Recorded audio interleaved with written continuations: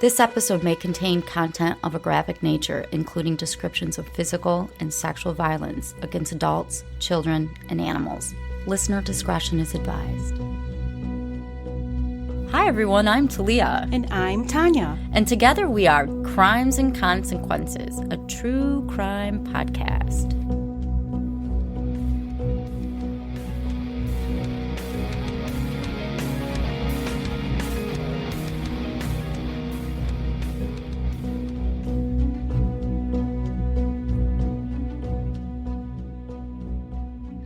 Hi, Tanya. Hi, Talia. Welcome back, everybody, to part 2 of the infamous Chris Watts story. For those that haven't listened to part 1, I suggest you listen to part 1 first and then listen to this, since that's the proper order for it.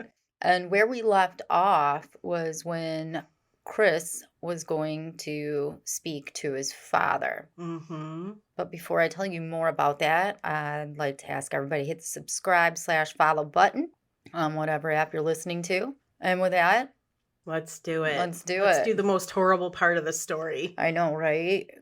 When Chris's father, and his name was Ronnie, was brought into the room, they were allowed to be alone, and he asked Chris if he was going to tell him what's going on. And I did go into a little of this previously, so I'm just giving a little bit of a review.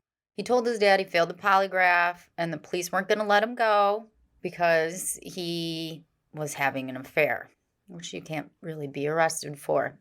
Or half of the people listening would probably be arrested. Yeah, most of our divorce clients. And as you recall, Chris said that he had had a conversation with Shanann in that morning, and it was emotional, and they talked about separation. And then he went downstairs to get it away for a moment, and then he stopped mid-sentence while he was talking to his dad, and he said, I don't want to protect her. I don't want to protect her, but I don't know what else to say. When his dad asked him, tell me what happened, Chris responded with, she hurt them. And then I freaked out and hurt her. I just raged. Now, after confessing to his father, he then went on and told the police the same story, which is as follows. This is what he said. He said after he and Shanann had their conversation Monday morning, Shanann accused him of the affair, which he denied. He said Shanann knew in her heart that he was having an affair. And she also knew about the dinner he'd had on Saturday night that was just too expensive for just him. So I guess he was supposed to go alone. He said he went downstairs and started packing up some things and heard, quote, a couple of things upstairs. He said he didn't think anything about the noise at the time, so he continued packing and went back upstairs to talk to Shanann before he left for work. That's when he said that he saw on the baby monitor that Bella's covers were pulled off and she was just laying on the bed. So he figured maybe she was hot. He said the baby monitor cycled over to Cece's bedroom and, quote, Shanann was in there with her, on top of her, end quote. He said then that he freaked out and he ran into Cece's bedroom and got on top of Shanann. According to Chris, Cece was blue and, quote, those were my babies. Those were my kids, end quote. When asked what happened next, he replied, I did the same thing to her, meaning Shanann. Oh. He said he was in Cece's room when he strangled Shanann in return for what she'd done to the children. Afterwards, he said he put Shanann back in their bed, that he didn't know what to do, and he was just shaking. That part's probably true, right? Right. He said, quote, both of my kids were blue, and they were gone. And then, in just like, I'm not the person like, she hurts my kids. Fuck, I had to do the same thing to her, end quote. The agent asked him what happened after Shanann was in her bed, and he said, I pulled the sheets back over her. I covered her up because I couldn't see. I couldn't look at her. I felt horrible for what I did. Then I looked at my kids, and I saw again what she did. When asked about where the bodies were, Chris replied, quote, they're gone. There's no bringing them back, end quote. That's ominous. After being asked again, Chris told them the whereabouts of Shanann, Cece, and Bella. They were located at Cervi or CERVI 31, which was the first location he went to work that day. That was a ranch that had been rented by his employer, Anna Darko. And that's the employer's name. It sat on a large field, accompanied by an oil well and surrounding tanks, 2 of which held oil and water. Ugh. Immediately after hearing this information, teams were sent out to search the area, and drone pictures were taken of the location and its surrounding area. The first things they noticed were a white sheet in the middle of the field. And now remember that a bed was missing a sheet from the Watts Oh, house. that's right. And there was an area of disturbed ground, which they immediately thought was a shallow grave. One of the drones took an overhead image showing the layout of the tanks and the field surrounding the site. The image was presented to Chris while he was still in the interrogation room. That white image could clearly be seen, which Chris verified was indeed their bed sheet. And that patch of dirt in the field, he pointed to it and he said, "That's where Shanann is buried." He then said both Bella and Cece were located in the tanks filled with oil and water. Why would he do that? I don't know. Why would he bury Shanann and then put his children in an oil tank with oil and water? I don't know. I don't get that at all. They then made him mark the photograph with a pen. He put an S for Shanann in the field, a B for Bella in the first tank, and a C for Cece in the second tank. They then had him sign and date the bottom of the photo. So now he was changing his story yet again, playing it up that Shanann was the monster, right? Right. And might I just add that shifting the blame onto not just someone else, but someone who could no longer defend themselves, that's like the lowest of the low. Yeah, absolutely. And claiming she killed her own children. It makes me so angry. I know. He's so... And I love how he picked up on their suggestion. Oh, yeah, I'm going to blame her now. Right. Police asked him straight up, quote, "Are you okay with the public knowing that Shanann hurt these girls?" To which he replied, "Yes, but I didn't touch those girls." No, I just threw their bodies down an oil tank. I mean, come on. At 11 p.m. that night, they began excavating the dirt, that spot where he had indicated that Shanann was buried. Normally, bodies are laid out, but Shanann was curled up like she was thrown in a hole in the ground. Really, literally, like he just discarded her into this hole like trash. Since retrieving the girls out of the tanks, that was going to be a really complicated process. The police waited until the morning to do that. The tanks had to be drained.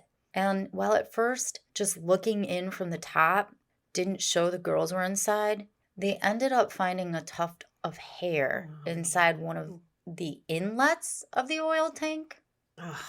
That was all the confirmation that they needed to know that the girls were obviously in these tanks.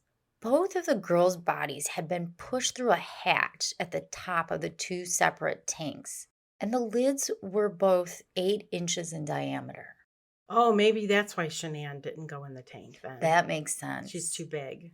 And 8 inches 8 isn't inches? very... He stuffed those kids down there. I What the fuck? I'm so upset. Cece was still in her nightgown in the first tank, and Bella was found in her nightgown inside the second tank.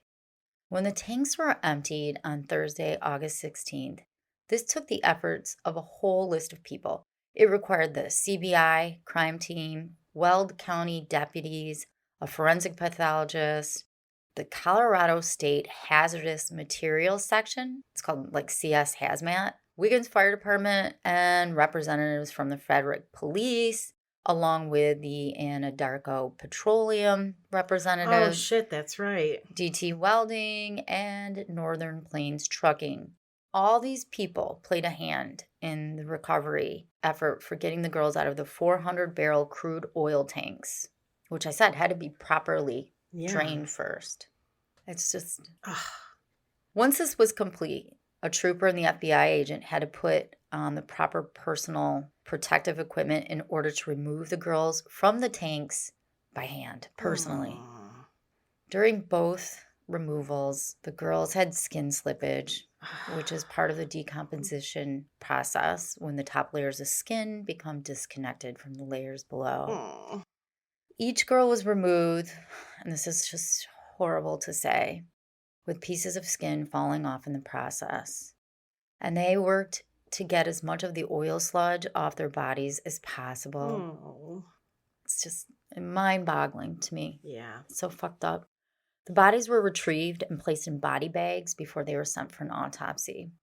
It was later said that many of the people who worked on the rescue team to recover the 3 bodies needed therapy afterwards. Fuck. Amen. I mean, can't believe it. Yeah, of course. I know. Yeah, absolutely. On Friday, August 17th, the first autopsy was performed on Shanann. Shanann had x-rays taken before her autopsy because she had a prior neck injury and she had neck surgery. And that could be seen in the x-rays for the autopsy. She was wearing a purple-gray t-shirt, black bra, a blue thong, and that was removed and collected as evidence.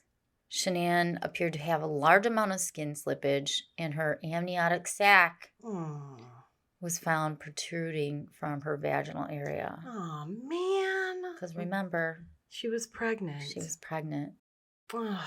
The sac was examined, removed, and collected for evidence.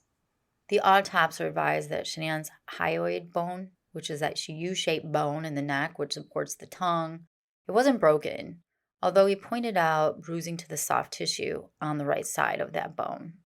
The doctor also noted bruising to the muscle and tissue in Shanann's neck and advised that her cause of death was asphyxiation due to manual strangulation. The second autopsy was performed on 4-year-old Bella. Bella was dressed in a pink nightgown covered in butterflies, and she was wearing a pair of underwear, and that was removed and collected for evidence. She also had, as I already mentioned, a lot of skin slippage. She was x-rayed, and there was concern she may have had a broken jaw. The x-rays were sent to a pediatric radiologist at a children's hospital, who advised it appeared to be gas in the area of the jaw and it wasn't actually fractured. It also appeared that Bella had scrapes to her buttocks and the top of both of her shoulders. He advised her frenulum, and that is pronounced wrong by me, I'm quite sure. That is the skin connecting the top lip to the gum, was torn, which created a large hole.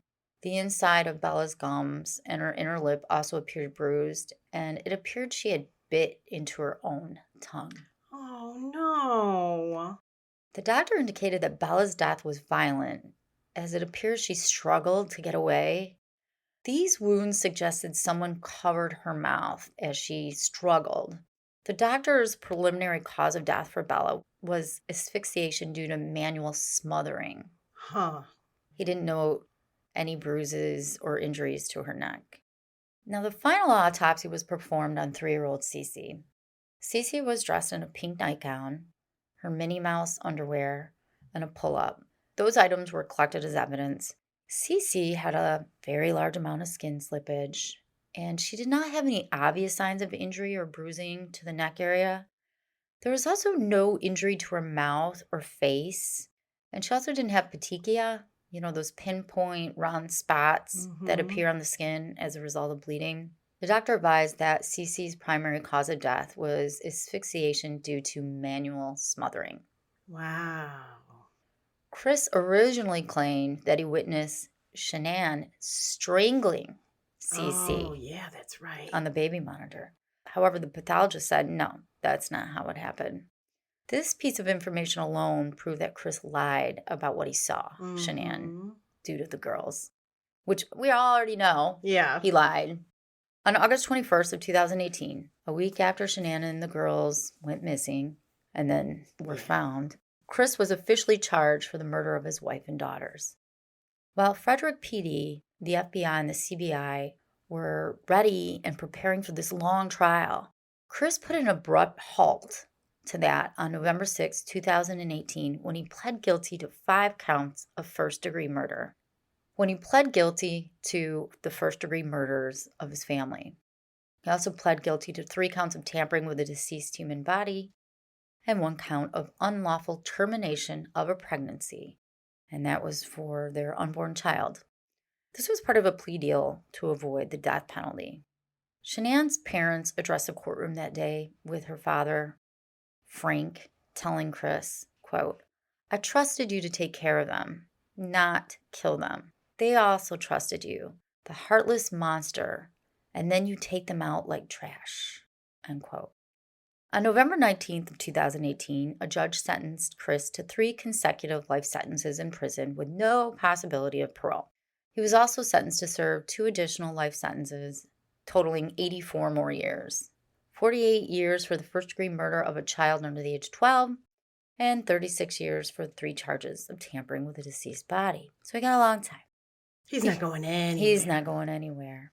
On December 3rd of that year, Chris was moved from Colorado to a correctional facility in Waupun, Wisconsin, for security reasons.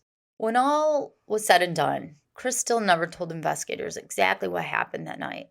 And they really wanted to know. So they flew out to Wisconsin to have one last conversation with him. Now, this is February 19th, 2019, 6 months after the murders. They visited him in prison. During nearly a 5-hour interview with investigators, Chris said it all started when he began arguing with Shanann. But before I tell you what happened and what he said happened, we're going to take a quick break.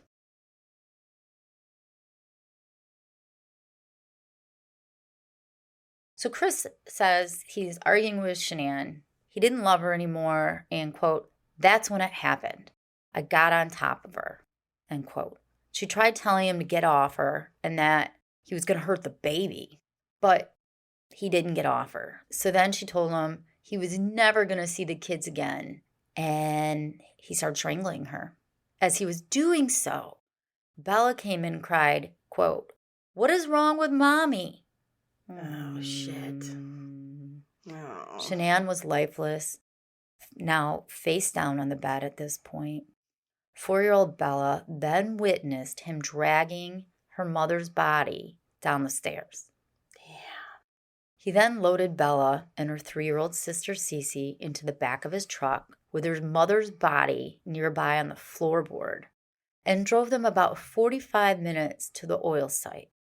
When he got there, he said he just dropped Shanann, still wrapped in the white sheet from her bed, into a hole in the ground. So I don't know if the hole was already there.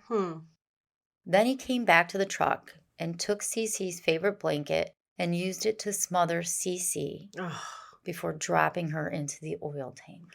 Oh, shit. And Bella's watching all of this. Yes. Fuck, this poor child. After Bella watched all this go down, he came back to the truck to retrieve Bella, and he did the same with her. Oh, damn. That's fucking evil. This is really sad. Bella said, quote, "Is the same thing going to happen to me as Cece?" to her dad. Chris told investigators that every night when he closes his eyes, he hears Bella yell, "Daddy, no." And just when you think it can't get any worse, there were some even more gruesome things out there, which shed more light on what Chris was thinking as he did what he did. In the book, Letters from Christopher, The Tragic Confession of the Watts Family Murders, Chris exchanges numerous letters with the author. Her name was Cheryln Cadle. The letter below is written by Chris, in which he gives details of the murder that he never gave to the police. And I'm going to read it to you. Okay. He says, quote, "I don't know if you want this in the book or if God does, but here are the things I left out. August 12th, when I was finishing putting the girls to bed, I walked away and said, 'That's the last time I'm going to be tucking my babies in.' I knew what was going to happen the day before, and I did nothing to stop it. I was numb to the entire world. I had literally taken my kids to a birthday party, played with water balloons, had an amazing time, sang songs all the way home, gave them both a shower, ate dinner, read bedtime stories, and sang bedtime songs, and still nothing registered." And he's got exclamation marks. "When Shanann had to be somewhere, I always enjoyed taking the girls places or playing outside because it was our opportunity to bond. And still, the night before, I couldn't stop myself from what I knew would occur the next morning." He goes on to say, "On August 13th, morning of, I went to the girls' room first. Before Shanann and I had our argument, I went to Bella's room, then Cece's room, and I used a pillow from their bed to kill them." Really? That's why the cause of death was smothering. After I left Cece's room, then I climbed back in bed with Shanann, and our argument ensued. After Shanann had passed, Bella and Cece woke back up. What? I'm not sure how they woke back up, but they did. Bella's eyes were bruised, and both girls looked like they'd been through trauma. Well, I mean, okay. what the fuck? Yeah, exactly. Hello? Hello. That made the act much worse, knowing I went to the rooms first and knowing I still ended up taking their lives at the location of the tanks. So that's, he tried to before. Yeah. Then he wrote, the reason the medical examiner found oxycodone in Shanann's system, which I'd failed to mention, is because I gave it to her. I thought it would be easier to be with Nicole. Remember, now Yeah. Nicole is his lover if Shanann wasn't pregnant. So was he trying to make her like have a miscarriage with the Oxycontin? I don't know. This is what he wrote. I don't know if this was a spiritual visit, but I had a dream Cece was dancing next to the chair in my cell. When she was dancing, and keep in mind, these are just excerpts of the letter. When she was dancing, all of my folders on the chair started moving, and I thought she was in trouble. So I said, watch out, get out of the way, watch out. And then I woke up. I'm hoping she comes back. I hope everyone comes to visit me. I'm trying to see if I can clear my head before I go to sleep to help. So I don't know. After receiving this letter from Chris, the author had a lot of questions, as you can imagine. These are some of the answers he gave to the author's questions, and I'm going to put in here verbatim from the book. Quote, I asked him about Oxy. He told me first that he gave it to her twice, once at her parents' and the second time right before he killed her. At that time, he told me that that's the reason she couldn't fight back. Later, when I questioned him about it again, he said he only gave it to her once. I asked him where he got the Oxy, and he told me that it was one of the things he will take to his death. Why? I don't know. You say all this awful shit and you won't say where you got the Oxy? This is a quote from Chris. One minute we would talk about downsizing the house and getting something more affordable in a more affordable town. Then we would go back to me telling her I was going to get an apartment and move out on my own for a while. Shanann started crying because she didn't want to separate. She kept telling me she loved me. I hate so much that I came back to her with, I don't love you, and I'm not compatible with you anymore. As she was crying, with her mascara running down her face, she told me she couldn't make it in Colorado by herself with 3 kids. Isn't it weird how I look back and what I remember so much is her face getting all black with a mascara? There was no feeling coming from me as I told her I could help her and she would make it. What kind of a man or father could callously say that to his pregnant wife, who's almost begging to keep her family together? Then she became really angry and was very upset and told me if I left her, she would not allow me to see the kids. She was used to getting her way, and when she saw she wasn't, she would revert always to anger and threats to get what she wanted. This time, though, I wasn't going to give in to her demands. That's when my anger for her began. Years of her telling me what to do and what not to do, keeping me from my own family for sometimes months at a time, were over. Keeping me in the background was over. All the weeks of me thinking about killing her. Damn. I know. And now I was faced with it. When she started to get drowsy, I somehow knew how to squeeze the jugular veins until it cut off the blood to flow to her brain, and she passed out. It was even easier than the girls. She lay there and didn't fight back. I held the jugular for what seemed like a really long time. I watched my hands and I thought I should take them off her neck, but I couldn't. I knew if I took my hands off her, she would still keep me from seeing Nicole. Jeez. They asked me why she didn't fight back. It's because she couldn't fight back. Her eyes filled with blood as she looked at me and she died. I knew she was gone when she relieved herself. Oh. I was wrapping her up in a bedsheet when the girls came walking into the room. I don't know how it could be possible, but they were both up and walking around. I knew if Nicole and I were going to be together, damn, he's still... I had to kill them all. Jeez. This is crazy. Yeah, it's crazy. I wrapped Shanann in the sheet, and Bella kept asking me what was wrong with Mommy. Both of the girls were crying. Both girls looked like they'd been through something.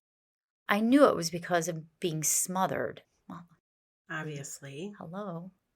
I couldn't comfort my girls, and I had no desire to. I think I told Bella her mommy would be okay. She just didn't feel good. I tried to carry Shanann down the stairs, but I lost my grip on her twice. She was just too heavy for me to carry. She fell to the floor, and I ended up kind of sliding her down the stairs. The girls were just kind of running around the house, watching me with these scared looks on their faces. Well, of course they're It's scared. just- This is unbelievable. I know, I didn't know all these I didn't details. either. Bella started to cry, and when she did, Cece started whimpering. What a nightmare this was. But this is the reason I killed them first, so they didn't have to witness any of this. I wanted to take them peacefully and make it so much easier for them and for me. It's getting my blood boiling now. Now, I didn't know what I was going to do. I got Shanann down the stairs and I laid her by the back door. I ran outside and I backed my truck up into the driveway. As I was moving the truck, I realized that everything I had thought about was almost complete. I was angry with the girls that they were up and awake, and I felt angry because of Shanann. So angry that I could have killed anything that got in my way, which obviously he did. Right. My hands were shaking so hard, my knees were buckling under me. I felt like I was seeing through a dark screen. It was too late. I was in this nightmare and it wouldn't let me out. I realize now the girls were getting up, walking around, and that may have been God's third attempt to stop what I was doing. It was too late, though. I couldn't stop. Something had taken me, and I couldn't pull back from it. I gathered my things that I would need, such as my lunch, a shovel, and a rake from the garage. He packed a lunch? Yes. Are you fucking kidding me? Was he going to hang out there and... He's going to go to work. Crazy. And something wanted me to take the gas can from the garage. I still don't know why I took the gas can. The FBI asked me if I was going to take my own life. And I told them I thought about it, but honestly, no. I was not going to take my own life. I got Shanann out to the truck by mostly dragging her. Once at the truck, I lifted her in the back and I laid her on the floor. The stench of her relieving herself was so strong that to this day I can still smell it, and it makes me sick. Now, I'm not sure if it's the stench of her relieving herself or if it was the stench of death. At some point, I grabbed a couple of garbage bags and I put them around Shanann's feet and around her head. I ran back in, shut off some lights, told the girls to follow me. I was shocked when later that day I was standing in the neighbor's living room looking at their security camera video, and I thought everyone could see the girls walk up to me. And then I put them in the truck. I loaded them in the back seat so they know I was telling everybody what he did. Bella said they couldn't ride with me because they didn't have their car seats. I remember telling her this time, it's all right. It hurts, but I remember being so mad they were still alive. The girls sat curled up with each other. I noticed that they were consoling each other, kind of whimpering, but not really crying. The only thing they talked about was, why did it stink in the truck? I could not believe that they'd came back to life. Now I had to deal with this for the second time, plus deal with Shanann's body. I was still shaking and in sweat, and my heart was pounding so hard in my chest. I didn't know what to do next. I didn't know what I was even doing. Nothing made any sense to me. I hadn't planned this out carefully enough. I just remember feeling so angry, a feeling and emotion I'd never experienced before. It took me an hour to get to the site, and I hadn't calmed down at all. The rest of the story you know, he says. I dumped Shanann on the ground. Then I walked back to the truck, and with the blanket that Cece was holding, I put it over her head and I smothered her. I carried her up the stairs, I opened the hatch, and I was surprised how small the opening was. I lifted her up and put her down into the hole. She went in pretty smoothly. I remember as I was lowering her body that I would never see her again. But instead of love that I'd always had for her, numbness was in its place. I couldn't feel anything for her. I couldn't believe how easy it was to just let her drop through the hole and let her go. I heard the splash as she hit the oil. Then, without blinking an eye, I went right back to my truck and went over to Bella. She asked me if I was going to do to her what I'd done to Cece. I don't think I answered her. I just put the same blanket over her head and smothered her. I couldn't believe, though, how much of a fight she put up. Little quiet Bella had a will to live. Nothing registered in my head for her. Out of all three, Bella's the only one that put up a fight. And then, as he said before, Now he's putting in the letter. I will hear her soft little voice for the rest of my life saying, Daddy, no. She knew what I was doing to her. She may not have understood death, but she knew I was killing her. I was so empowered at the time. I had the strength to climb those stairs for a second time and put her little body through the hole in the next tank. Bella was harder to get down the hole. Her arms and shoulders didn't want to fit through the hole, so I had to force her through the hatch. They told me they found a tuft of her blonde hair. I would suspect that's when that happened. I did separate them purposely. I was trying to get them as far away from Shanann as possible. I guess I put them in the tanks to make sure this time they didn't get up. Oh my God. That's why he did it. I don't know why, except for the anger I felt. You asked me why I was so angry with Shanann. It was a couple of reasons. I was angry that she kept me from my family, and I was angry because she was standing in the way of me being truly happy with someone I wanted to be with. Had I not killed them, when I got home that afternoon from work, Shanann would not have let me in my own house because I think, she knew of the affair. She would have locked the doors or had the locks changed on me to show me she was in control. I still would have had to make a scene, which is something I didn't want to do for the neighbors to see. Really? Because this is so much better. It's just unbelievable.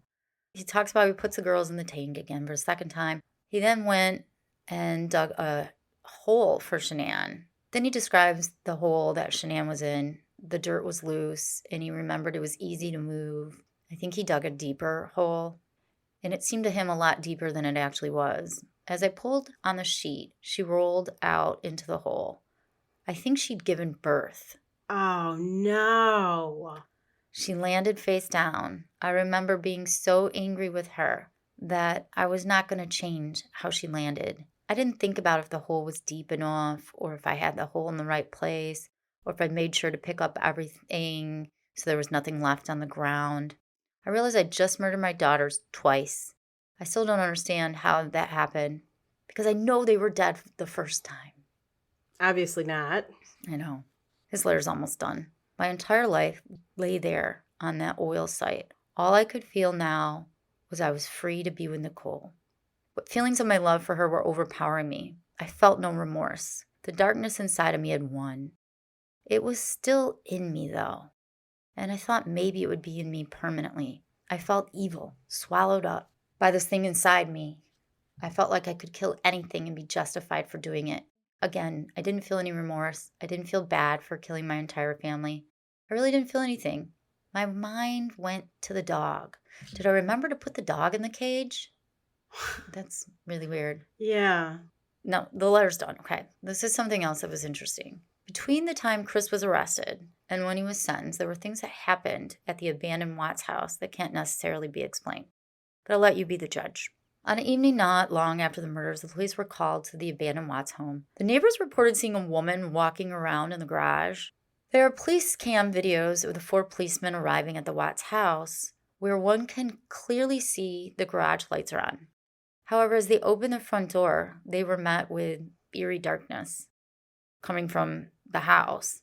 They went inside and yelled several times for whoever was in that house to make themselves known, but there was no answer.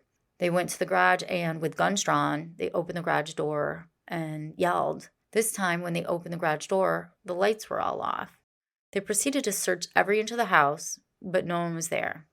They noted there was no way out of the garage without coming into the house. So that's a little strange. That's a little creepy.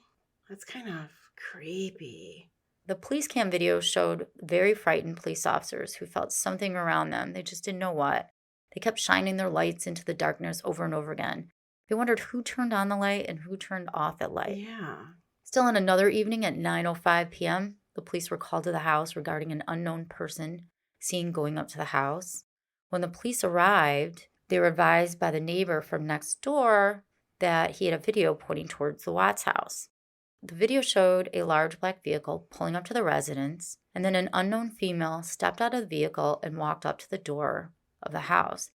Police said the woman could not be seen leaving the residence, and the garage lights came on when they'd been off previously. As the police entered the house, they gave the announcements they were entering, but no one was there. They searched the house again, and they found no one. They turned all the lights off that were on in the house, and they locked the doors and they left. So it's like someone messing Yeah.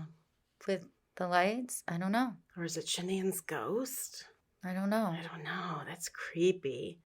On September 21st of 2018, the police received a call from an unknown person who said, quote, her deceased daughter's back door is open at her house. This is the home of Shanann Watts. Like, what's that mean? Yeah. The police walked the perimeter of the home. All the doors and windows were secure, and there was no sign of forced entry at the home. Then again, at 8:50 p.m., another call came in to respond to that residence. This time there were lights on that had not been on earlier. Several police officers responded. They searched the residence again. There were lights on, but they didn't see anything that was wrong or bothered or disturbed, so they turned the lights off, making sure the doors were locked. It's almost like someone was playing some sort of game with the police. I just thought I'd add that in there. That's just weird. Yeah, that's just weird. But this was like a horrible story. Yeah. Oh. And I want to thank Tara Bella for writing it. Thank you, Tara. I didn't know about his letters. I didn't either because I tried to stop paying attention to what he did. Yeah. You know? I did read somewhere that he may have had a male lover. A boyfriend in prison? No, out of state. But I couldn't confirm that. There was a guy that claimed to be his male lover, too. I don't know. I feel terrible for Nicole because she obviously didn't know he was married or he was lying to her. And then could you imagine reading this and finding out like all he did was think about her as he's killing his family? No. That poor woman. Anyway. Well, poor woman. I mean. Poor family, but no, yeah. But I can't. I mean, she must feel terrible. Anyway, well, thanks, Talia, for that. Yeah, thank you guys for all listening. If you haven't done so already, if you want to hit that subscribe/follow button, we'd appreciate it. You can also check us out on our website, crimesandconsequences.com, and our social media at Hardcore True Crime, Facebook and Instagram. We also have a Patreon that we welcome everybody to look at. It's patreon.com/TNT Crimes. If you go there and you become a subscriber, you can get our private episodes that are released weekly. Early release of our weekly episodes. And they're ad-free too. And you can get the same thing by using your Apple podcast app on your iPhone and subscribe through there too. And we have billions and billions of episodes there. Yeah, just billions. Billions and billions.